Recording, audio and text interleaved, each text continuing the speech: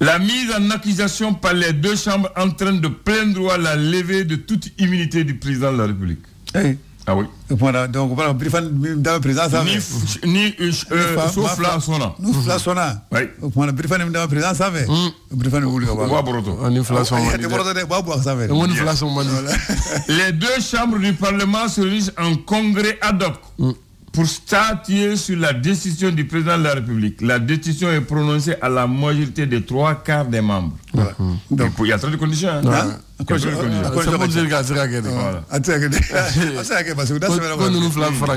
Oui. Et ils vont se réunir entre eux, et maintenant les deux réunis là, il faut la majorité de 3/4. Le président a voulu les décisions. Voilà. Au final, tu as parlé les 3. Les 3/4. Les 3/4.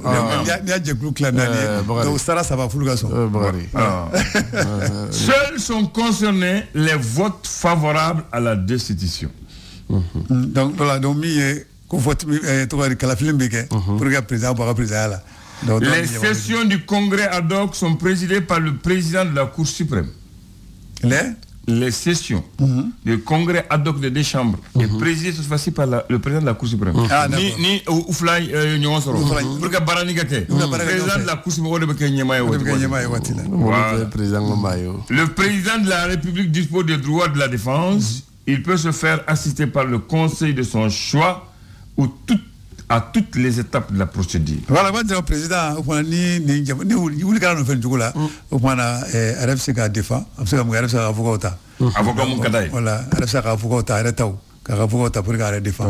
Et on termine, on dit une loi organique détermine les modalités d'application du présent article. Voilà, donc ni j'étais déni ça, on a mis un article de là, de bala quoi. Voilà, donc ni diraka fo ako ni grand président yi o kuma ko rebi jija de sade pour que mi chambre nouye et que c'est gagné soroé donc assemblée là même sénat là et que c'est qui fasaja et que c'est gagné soroé très bien quand ni gagné soroka chala fait ina kishinima ayo non pour que akaka barake horonyanti voilà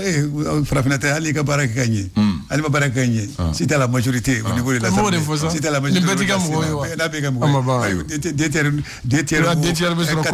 quatre carreaux sur le tour.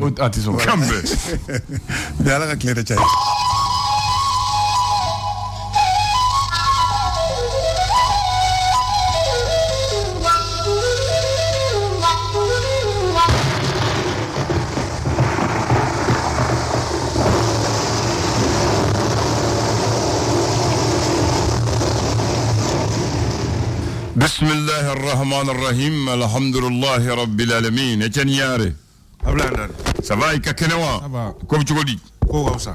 fama ya karide ko jugu ko jugu era emuna tu te meto ya ay ko te meto chugodi ali ka do doroma no te meto do ko nekaf sanu chugodi parce que nebita yoro mun kadi intisira olu du yo ko shulu mais ebe jogo temede fama ya ne kaso presira chugu no men jokoni men yere ko ni mais fama ta yere fama ya yo ya bi kaso la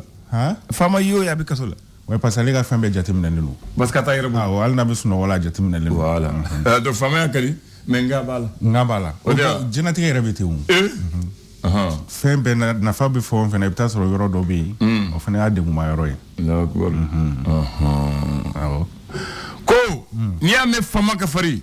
ajanya muso kote de jume ko fama ka fari ko ajanya muso kote o de fama doro ene ah bon farera chugo na suru niveau là ibi farfaka e kanu musa la gor e chugo ni chugo ya ene to chugo do ya farera chugo na sra jaye muso goro la no ibi farfaka ko ni ame fama denti bogo ko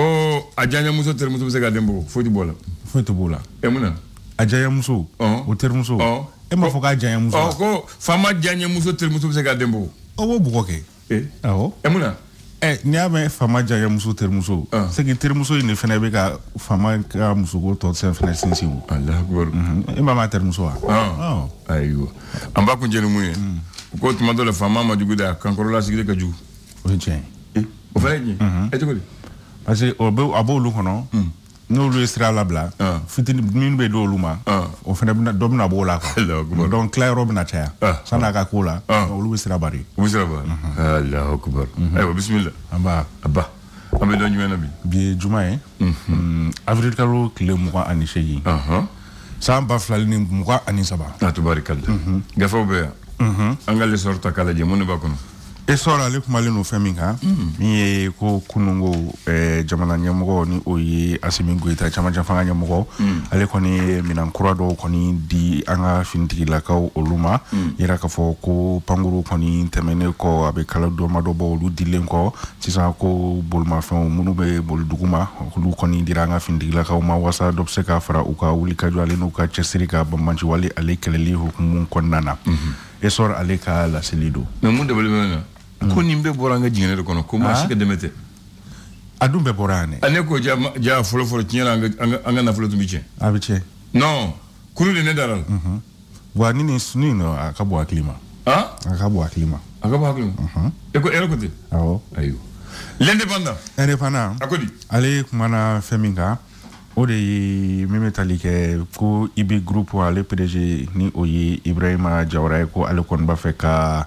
korisane do konige korisane mini akoni nyona madel kake la sele kon kera metalike senegala uluka tama do koni fe kayro konna ni oye faka furo min koni be salaka ulufe no ene pana alibiana betu no kon fe ni woni maloni oye avocat ali ni homme d'affaires Donato Claude David Convisi ali la sele koni ke kayra ka foko chamanya fanga nyomo kon kainga sigika kuma koni ngeni yada galie wasa ben alen kele abese kana chugo mina kono kon sila ke ko Mali Petrol ko koni ko uboli fanebe nokoya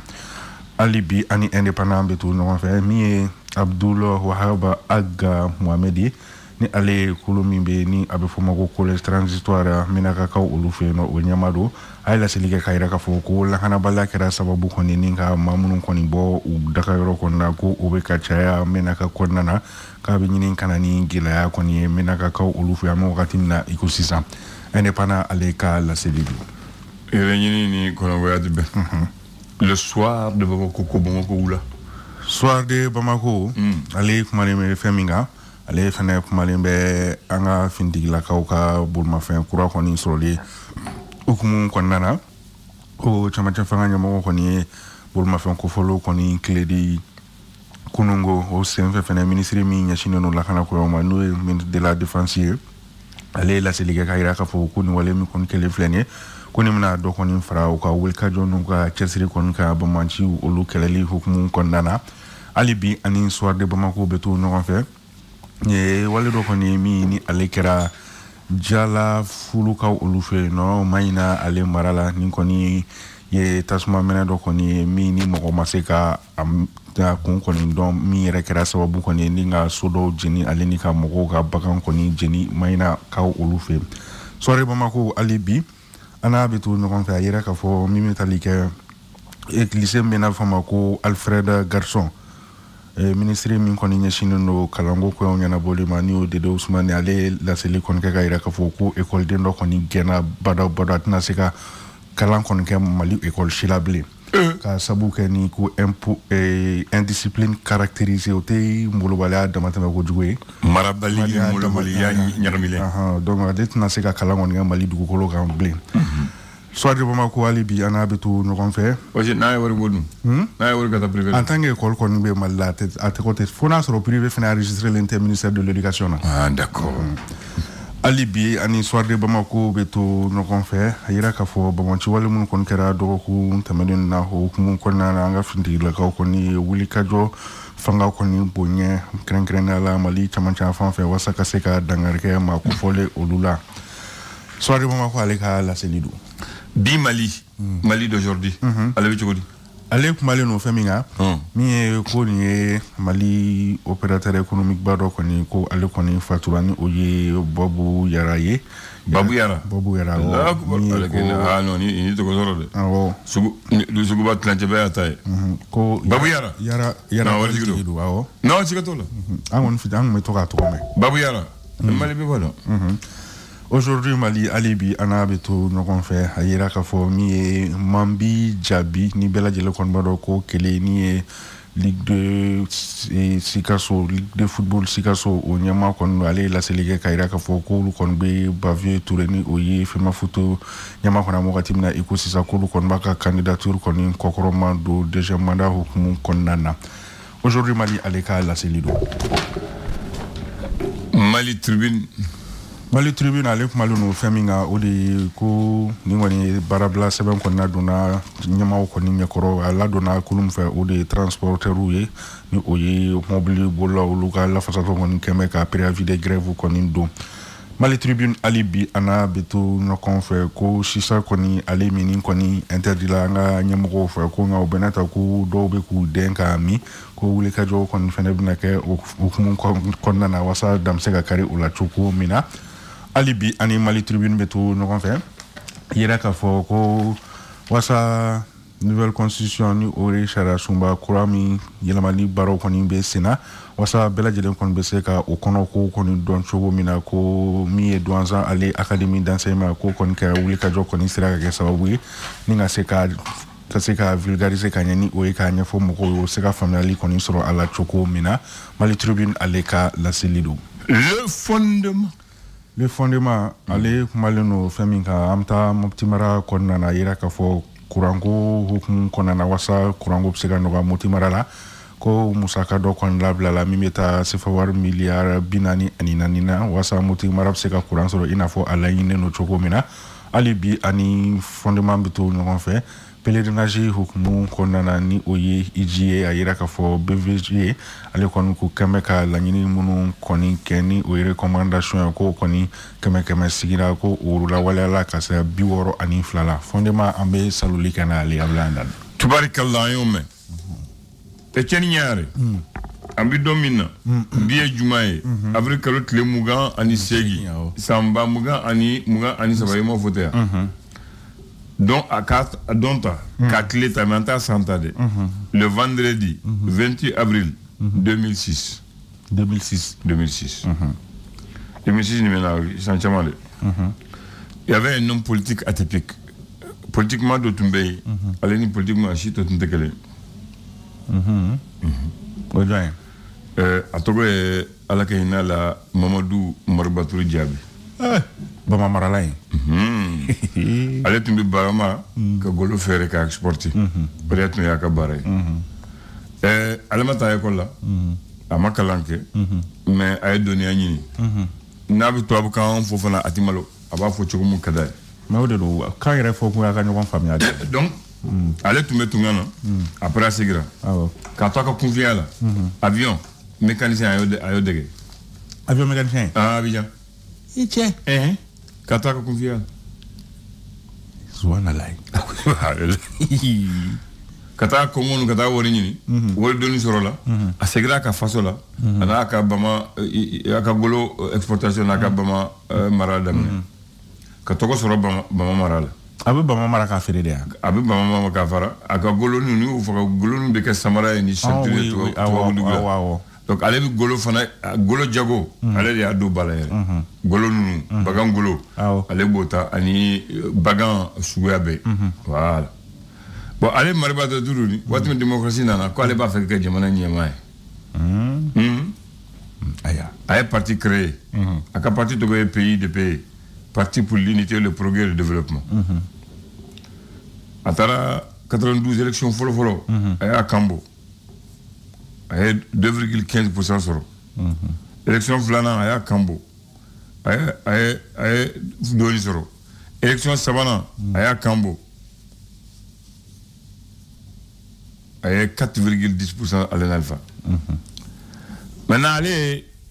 ni politicien de débat moi je sais comment aller faire débat là voilà et vous serez parce que allez ta allez mounou quoi allez tu mounou direct parce que dondo ale ni mutaga diga ke depuis ay kuma fo mutaga mamo besrana mutaga ko mutaga chabalisa ko kele ane kele jara ko kele besera ja a farmare bolle sa a sumare bina kuma fo kana kuma vele ni manga kuma donc ay au fin do mutaga donc a chauffer le ko mutaga bolla à côté a sumale anana donc depuis wala mo ni mi cheni mi ta Moko kama e b'a fɛ kɛ jamana mara e dun ma kalan e b'a fɛ kɛ président ye a ko o ye koba ye wa ko Alpha mun président ya la conseiller d'état bolo ko e bɛ conseiller de bilali sera ba de min bɛ bilasira quoi hakili Alpha b'a bɛɛ dɔ la kelen t'a bɛɛ dɔn a ko hakili Alpha bɛɛ b'a dɔn e Alpha bɛɛ a bɛ conseiller ta wa ko conseiller de baara kɛ ka di ɲɛmaa ma ale b'a tɔgɔ sɔrɔ n'ale fana kɛra président ye o conseiller kelen b'a ɲɛma gadama kɛ donc la f'i ka conseiller ɲɛnama de sɔrɔ ko e kelen ko filanan e maa mun ye Bama mara est-ce que o bɛ dɛsɛ ka hadamaden mara ale ko ten ko maa mun ye Bama mara est-ce que o bɛ dɛsɛ ka hadamaden mara ne ye kuma gɛlɛn ye ɲininkali gɛlɛn ye a gɛlɛyara en 97 opposition ko olu ta kala t'a la dɔw b'a fɛ ka élection ou bɛ fɛ ka boycotter yɛrɛ pour que élection kana kɛ parce que Alpha kelen tɛ se ka taa ayi o tɛ se ka kɛ o donc a tɔgɔ la a panna ka bɔ kopo la ko cɛ Alpha an bɛ taa ɲɔgɔn fɛ ko jamana ko don sa an tɛ maa ko la e mun de bɛ yɛlɛ ko joli ko jamana ko don ma ko tɛ dɛ ko an bɛna jamana to ka firi jamana bɛna dafiri di parce que Alpha ko man n'a ye ko ne bɛ taa nɔfɛ mɔgɔw ko Alpha y'a san ayi sanni tɛ ko wari dira a ma a ko o tɛ baasi wari dira a ma mais mɔgɔ mun ye wari di to ye a kana fɔ awɔ non a ye min fɔ jamana ko don parce que jamana bɛna to ten présenté foyi a bɛna to ten lenbilama la ten a ye jo don ko ale na Alpha ka débat Alpha ko yan tɛ a jo a tuma na Alpha t'a dɔn wa i bɛ t'i sigi a b'i lamaloya o kama e fana ko Alpha e b'a fɛ ka taa Alpha congrès Alpha ye baara kɛ de ko Alpha ye goudron ɲuman dilan a ye monument dilan a ye Bamakɔ ɲa a ko voilà problème filɛ nin aw ko ne ma kalan fɔ aw fana ma kalan aw mun kalan aw fana aw tɛ miiri ko a kuma Alpha ye goudron dilan k'a ɲa a ko ne bɛ aw de ɲini e n'ale cɛ fantan jumɛn mobili ɲuman b'a bolo Bamakɔ yan o wagati tiɲɛ yɛrɛ tɛ yen k'olu bɛ taa u ka mobili ɲuman san ka n'a n'a ye ka goudron ɲuman dilan pour que u ka mobili ɲuman kana tiɲɛ aw b'a fɔ a ye goudron dilan goudron de b'a bolo wa ko mun ma k'aw ka sigi ko Alpha ye Bamakɔ bɛɛ kɛ jɔ ye k'aw siri n'aw t'o dɔn ko farajɛ sira la a ka wusulan daga bani n'aw ka wuli dɔrɔn ni a muso y'a wusu dɔrɔn aw b'a masu aw b'a fɔ a ye monument kɛ a ye sabali ca tiɲɛ non ni kun ye direct ye donc ni jama ko a bɛ muruti dɔrɔn adama bɛ wusulan kɛ South Afrique fɛnba in kɔnɔ voilà donc Bamakɔ bɛ wusu a y'a faamuya bon ko bon a m'a faamu e to opposition la k'i pan ka taa Alpha fɛ k'a kɛ tan ko i y'a janfa ko ma janfa dɛ ko o kɔni b'a fɔ a ka diya ye ko politique diinɛ tɛ kuranɛ tɛ intérêt ko don awɔ n ka intérêt bɛ yɔrɔ min ta janfa bɛ min awɔ ko janfa bɛ min janfa tɛ dɛ voilà ça c'est donc il est atypique ale bɛ mun kɛ a b'o kɛ ale ka sera la ko politique diinɛ tɛ kuranɛ tɛ ko intérêt don ne ka intérêt bɛ yɔrɔ min ta janfa bɛ min janfa tɛ yɛrɛ ko janfa tɛ janfa tɛ dɛ a ma ɲɛfɔ de a ɲɛfɔ a y'a perepere latigɛ a y'a perepere kanbɛ merci ala ka hinɛ ala k'a da yɔrɔ suma kanbɛ. Le flash. Le flash d'information avec la rédaction de Clédou Info.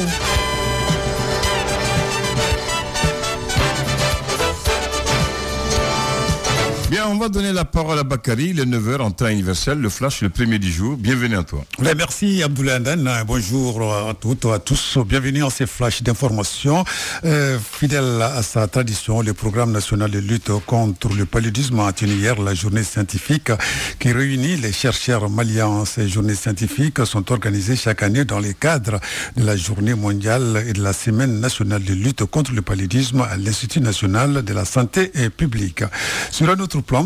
nous allons parler cette fois-ci de la rencontre d'échange entre les partis politiques et regroupements des populations sur le renforcement du dialogue et de la protection des conflits et violences au lieu liés donc cette fois-ci aux processus électoraux dans notre pays. Il rentre dans le cadre de la mise en œuvre des activités du projet d'appui aux réformes des élections au Mali par 24 heures de grève, c'est 24 jours, voilà, pas 24 heures, c'est 24 jours de grève. C'est ce qu'a décidé les syndicats du ministère des Affaires étrangères ici, des Maliens établis à l'étranger. C'est là après l'échec des négociations avec le gouvernement. Les grévistes déplorent ce qu'ils appellent l'absence de propositions concrètes de la part du gouvernement sur les 7 points de revendication. Et puis, report de la 10e édition du Salon des médias Mali. Initialement prévu pour la semaine prochaine, l'événement se tiendra finalement du 7 au 10 juin 2023 au Palais de la Culture. L'information a été donnée hier jeudi par les organisateurs lors d'une conférence de presse. Cette activité, initiée par l'agent de communication La Différence et Créacom, est placée sous le coprenage de son Excellence, le président de la transition, Assimi Goïta. Nous allons terminer par du sport suite à l'agression d'un arbitre par les supporters de l'USFAS. C'était le mardi dernier à Koulikoro lors des quarts de finale de la Coupe du Mali, version 2023. L'amicale